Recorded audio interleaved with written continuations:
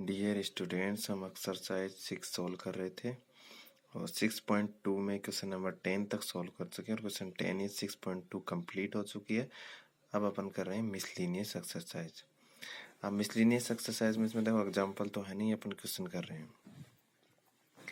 Question number first देखो ध्यान से। If the function F X is equal to X square minus 9 upon X minus 3 is continuous at x is equal to 3, then find f3।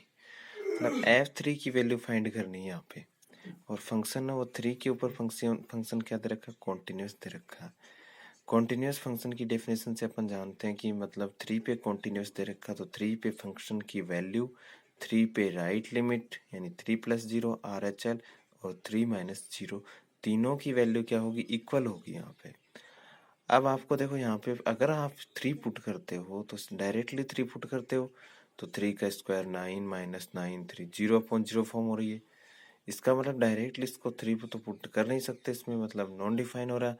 तो इसका मतलब क्या हुआ, चाहे तो आप इसमें राइट लिमिट फाइंड कर लो, क्योंकि फंक्शन आपको कॉन्टिन्यूस गिवन है तो इसका मतलब इसकी राइट लिमिट की भी वही वैल्यू होगी जो f3 की है और लेफ्ट लिमिट की वही वैल्यू होगी जो f3 की है। तो चाहे तो आप इसमें राइट लिमिट फाइंड कर दो चाहे लेफ्ट लिमिट फाइंड कर दो।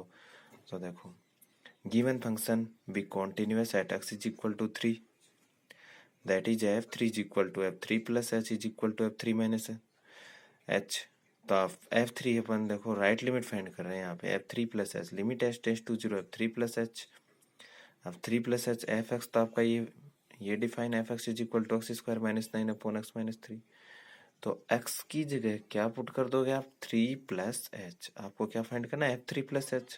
तो एक्स स्क्वायर की जगह 3 + h का whole square minus 9 upon x की जगह 3 + h माइनस 3।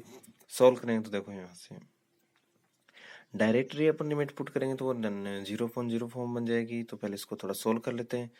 देखो होल स्क्वायर ओपन कर दो, a + b का होल स्क्वायर की आइडेंटिटी क्या होती है, देखो a + b whole square is equal to a square + b square + 2ab। उसको ओपन कर दिया तो 3 का स्क्वायर 9, h का square h square + 2 × 3 × h 2 × 3 6h हो जाएगा माइनस 9 अपॉन 3 से 3 कैंसिल, h बचेगा। अब ऊपर क्या बचेगा, 9 से 9 कैंसिल हो जाएगा, h स्क्वायर + 6h है, h कॉमन लोगे तो h + 6 h कैंसिल। अब लिमिट h की जगह 0 पुट कर दो तो कितना हो जाएगा, 6 आ जाएगा। तो hence f3 is equal to f3 + h, answer 6 आ जाएगा आपका। Question number 2, f(x) is equal to sin 3x upon x, x not equal to 0, m(x) is equal to 0 continuous at x is equal to 0, then find the value of m। इस question में question number 2 है, देखो इसमें क्या find करना है, आपको m की वैल्यू फाइंड करनी है और यहाँ पे जो फंक्शन आपका क्या है, कॉन्टिन्यूस है। तो इसका मतलब कॉन्टिन्यूस 0 के ऊपर, इसका मतलब क्या हुआ, 0 पे फंक्शन की वैल्यू, 0 पे राइट लिमिट, 0 पे एट 0 पे लेफ्ट लिमिट, तीनों की वैल्यू क्या होगी, इक्वल होगी। तो देखो यहाँ से अगर x नॉट इक्वल टू 0 तो फंक्शन ऐसे डिफाइन है और x इज इक्वल टू 0 पे फंक्शन की वैल्यू m है, यानी f0 तो क्या आ रहा है आपका, m आ रहा है। तो यहाँ से तो f0 is equal to m आ गया, तो ये तो अपन f0 लिख देंगे। अब एक लिमिट फाइंड कर लो, चाहे तो आप RHL फाइंड कर लो चाहे LHL, वही वैल्यू किसके इक्वल हो जाएगी, f0 की इक्वल हो जाएगी, तो m की वैल्यू फाइंड हो जाएगी। देखो f(x) भी continuous at x is equal to 0, तो implies f0 is equal to f0 + f0 - 0। Function से देखो f0 की वैल्यू m है, तो जो f0 की वैल्यू वही आपकी राइट लिमिट की होगी। तो दोनों लिमिट फाइंड करने की आपको जरूरत नहीं है यहाँ पे, क्योंकि फंक्शन कॉन्टिन्यूस आपको प्रूफ नहीं करना, कॉन्टिन्यूस गिवन ऑलरेडी, और आपको m की वैल्यू फाइंड करना है। तो f0 + 0 is equal to limit h tends to 0 f0 + h, limit h tends to 0 f0 + h, यानी fh, x की जगह क्या पुट कर दोगे, h, तो sin 3h अपॉन h। अब आपको पता ही है, ये अपने पास एक फॉर्मूला होता है, लिमिट x टेंड्स टू 0, ऊपर भी सेम एंगल होना चाहिए, साइन fx, ये 0 बनना चाहिए, मतलब fx अंदर वाला फंक्शन, इसकी वैल्यू कितनी होती है, 1 होती है। तो यहाँ 3h आ रहा है तो 3 से डिवाइड और मल्टीप्लाई कर दिया, तो अब इसकी वैल्यू कितनी हो जाएगी, 1 हो जाएगी, और आंसर कितना आ जाएगा, ये 3 आ जाएगा। तो m की value f0 is equal to क्या हो जाएगा, f0 is equal to f0 + 0, तो m की वैल्यू भी क्या आ जाएगी 3 आ जाएगी। तो ये आपको फाइंड करना था। नेक्स्ट क्वेश्चन देखो, क्वेश्चन नंबर अपन 3 सोल्व कर रहे हैं। देखो F X is equal to, question number 3 देखो, F X is equal to log 1 plus M X minus log 1 minus N X upon X X not equal to 0 के X is equal to 0 is continuous at X is equal to 0। X is equal to 0 पे आपका function क्या है, continuous है। Then find value of के। अब देखो के की वैल्यू फाइंड करनी है, तो 0 पे कॉन्टिन्यूअस फंक्शन क्या है, कॉन्टिन्यूअस गिवन है, तो इसका मतलब f0 is equal to f0 plus 0 f0 0 minus 0, तीनों इक्वल होंगे। ऑलरेडी गिवन है कॉन्टिन्यूअस, यहाँ आपको कॉन्टिन्यूअस प्रूफ नहीं करना, तो ऑलरेडी यहाँ से गिवन है कॉन्टिन्यूअस। इसका मतलब कॉन्टिन्यूटी का यूज करते हुए आपको के की वैल्यू फाइंड करनी है। तो x इज इक्वल टू 0 पे फंक्शन की वैल्यू क्या है, के, तो f0 इज इक्वल टू क्या हो जाएगा, के। अब ऊपर से एक लिमिट फाइंड कर दो, जो लिमिट का आंसर आएगा वही f0 के इक्वल हो जाएगा। तो अपन RHL जनरली अपन RHL ही फाइंड कर लेते हैं पहले, तो उसमें माइनस वाला नहीं रहेगा। तो देखो f0 plus 0 is equal to limit h tends to 0 f0 plus h। तो एफ एच पुट कर दो फंक्शन में, f0 प्लस h कितना हो जाएगा, एफ एच हो जाएगा। तो h पुट कर दो x की जगह, तो क्योंकि x नॉट इक्वल टू 0 पे फंक्शन ये एक ही डिफाइन है, तो क्या हो जाएगा log 1 प्लस एम एक्स था तो M H minus log 1 minus N H, और x की जगह नीचे भी क्या हो जाएगा h।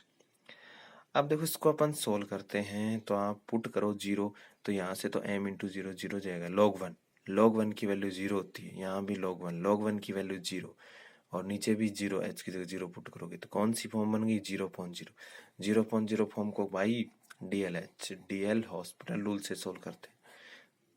ऊपर का ऊपर डिफरेंशिएशन और नीचे का नीचे।